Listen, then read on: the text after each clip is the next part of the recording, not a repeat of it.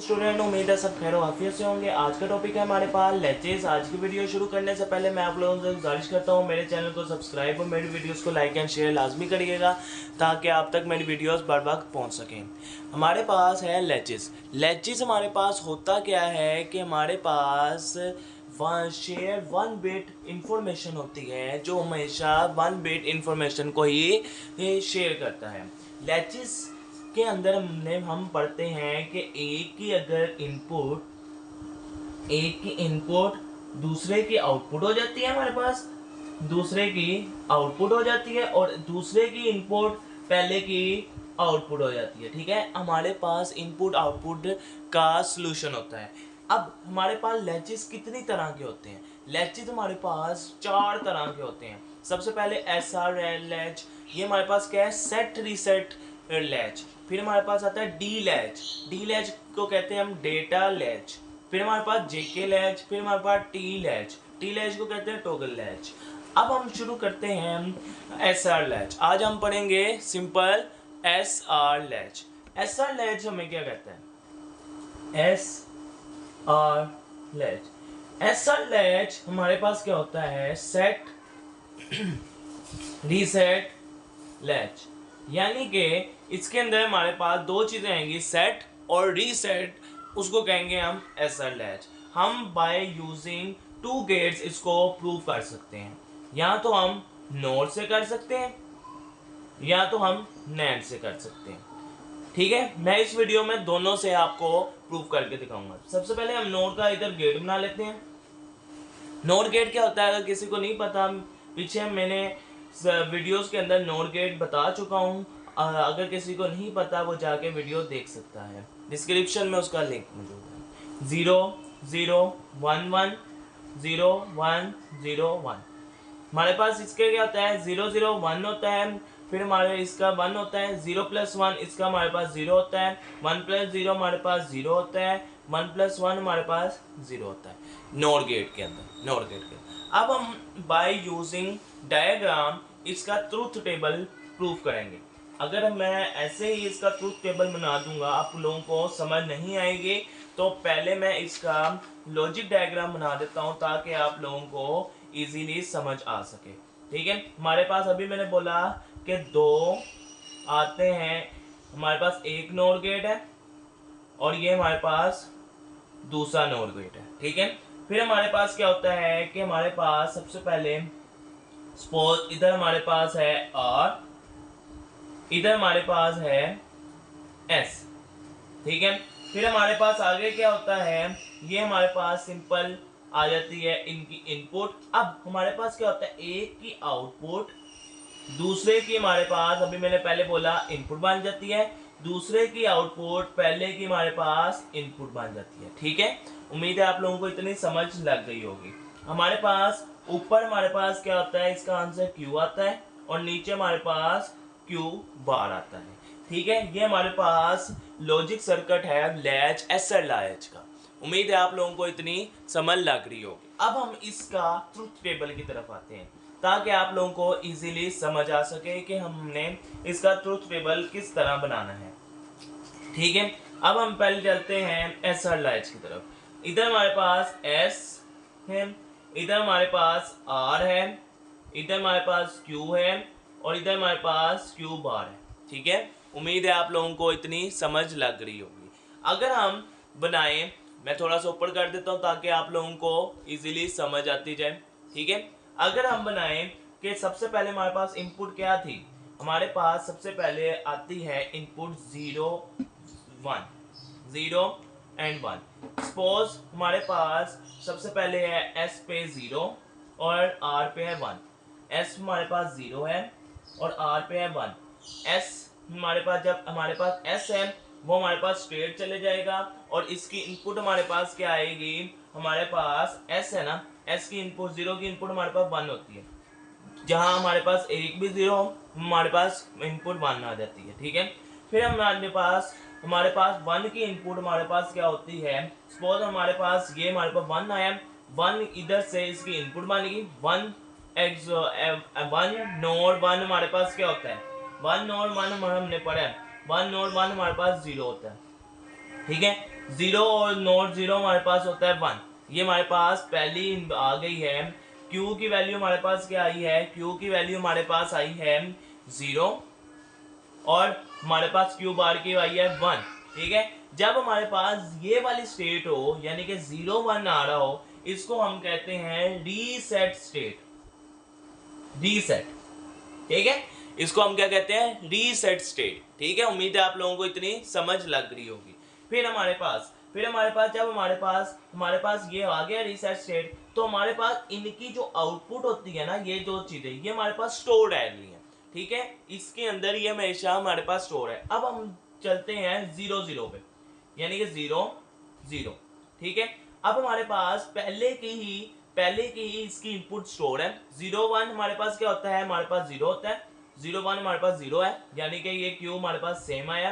फिर 0 0 0 0 हमारे पास 1 होता है, यानी कि इसकी वैल्यू जब हमने इसको पहले से स्टोर किया हुआ था Q और Q बार को, तो हमारे पास इसकी वैल्यू सेम आई है जो हमने पहले इनपुट दी थी।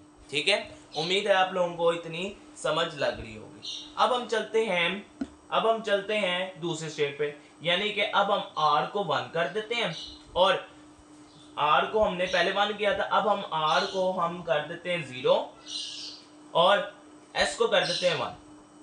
हमने पढ़ा था जहां हमारे पास 0 हो जाए वह हमारे पास इसका 1 आंसर आ जाएगा। ठीक है, और जहां हमारे पास 1 है, अब ये वाला 1 इसके पास आ गया, इधर 1 इधर इसके पास था 1 1 1 हमारे पास क्या होता है? 0। इसकी आउटपुट आ गई हमारे पास अब 0 और इसकी आउटपुट क्या है? अब ये 1 0 हमारे पास इधर आ जाएगा। ठीक है, 0 1 हमारे पास होता है 0। ठीक है, 0 1 हमारे पास क्या होता है? 0। ये हमारे पास सेम आ गया। अब देखो इधर हमारे पास क्या आएगा? हमारे पास आ गया 1, इधर हमारे पास आ गया 0। ठीक है, क्योंकि अब हमने 1 लिया था, इसको 0 लिया था। इधर हमारे पास क्या आ जाएगी फिर? आउटपुट 1 और इधर हमारे पास 0। ठीक है, उम्मीद है आप लोगों को इतनी समझ लग रही हो। ये हमारे पास सेट स्टेट है और इसके अंदर हमने मेमोरी के अंदर स्टोर किया था, तो हमारे पास ये मेमोरी है। मेमोरी के अंदर हमने स्टोर किया था, तो हम कह देते हैं मेमोरी स्टेट है। ठीक है, अब इसको हम दोबारा चेक करते हैं। दोबारा चेक करने के लिए हम चले जाते हैं नेक्स्ट पेज पे, ताकि आप लोगों को इजीली समझ आ सके। अब हम चलते हैं इसको चेक करना। सपोज मैं इसको दोबारा बना लेता हूँ ताकि आप लोगों को समझ लग जाए कि हमारे पास इसका ट्रुथ टेबल किस तरह बनना था। ये हमारे पास S है, ये हमारे पास R है, ये हमारे पास Q है, ये हमारे पास Q बार है। सबसे पहले हमारे पास आया था, हम लिख लेते हैं कि 0 0 1, तो हमारे पास 0 1 आंसर। फिर हमारे पास था 0 0, तो हमारे पास आंसर भी क्या आया था? 0 1। फिर हमारे पास क्या आया था? 1 0, तो हमारे पास आंसर क्या आया था? 1 0। फिर अब हम दोबारा इसको चेक करना था। ये हमारे पास सबसे पहले क्या वैल्यू थी?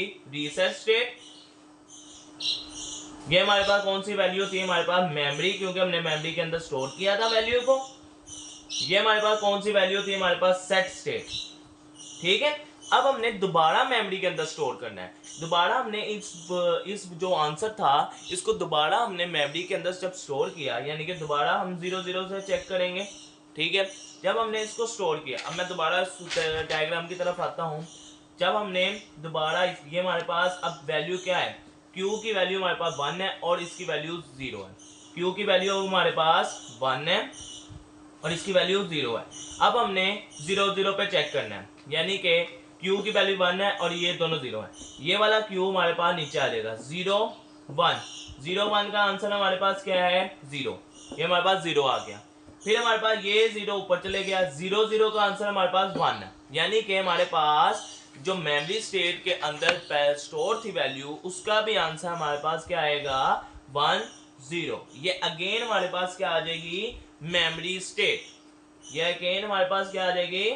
Memory state. ठीक है, उम्मीद है आप लोगों को इतनी समझ लग रही होगी। अब नेक्स्ट है हमारे पास 1 1 1 1, तो हमारे पास इसका आंसर 0 0 ही आता है कभी भी। ये देखो, अगर हमारे पास इधर भी 1 है, इधर भी 1 है, इसका आंसर 0, इसका आंसर 0 0 1 0 इधर चले गया। 1 0 हमारे पास क्या होता है? 0, और इसका इधर हमारे पास आ गया 0 1 0 हमारे पास 0, यानी कि Q की भी वैल्यू 0 और Q बाहर की भी वैल्यू। यानी कि इन दोनों का आंसर 0। तो हमारे पास जब ये क्वेश्चन आ जाए तो हम इसको कह देते हैं इनवैलिड स्टेट। क्या कह देते हैं? इनवैलिड स्टेट, या इसकी जगह आप लिख सकते हो फॉरबिडन स्टेट। फॉरबिडन स्टेट, ठीक है, जो हमारे पास यूज नहीं होती।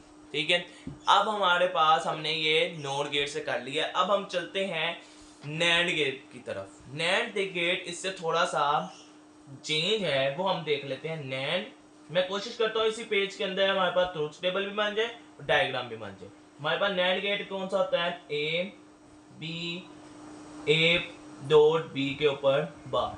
अगर किसी को नैंड गेट का नहीं पता, डिस्क्रिप्शन में लिंक है, वो जाके देख सकते हैं। 0 0 1 1 0 1 0 1, ये हमारे पास 1, ये हमारे पास 1, ये हमारे पास 1, ये हमारे पास वैल्यू आती है 0। अब हम इसका डायग्राम की तरफ बना लेते हैं। डायग्राम बना लेते हैं जल्दी से, ताकि हमारे पास जल्द अज जल्द हमारी वीडियो खत्म हो सके। ये हमारे पास नैंड गेट होता है, इसके आगे एक छोटा सा डॉट आ जाता है, 0 आ जाता है। ठीक है, हमारे पास ऊपर हमने पढ़ा था कि इधर हमारे पास होता है, अब ये ध्यान से देखना है, मैं इधर ऊपर नैंड गेट के अंदर ऊपर एस डाल रहा हूँ और नीचे मैं डाल रहा हूँ आर।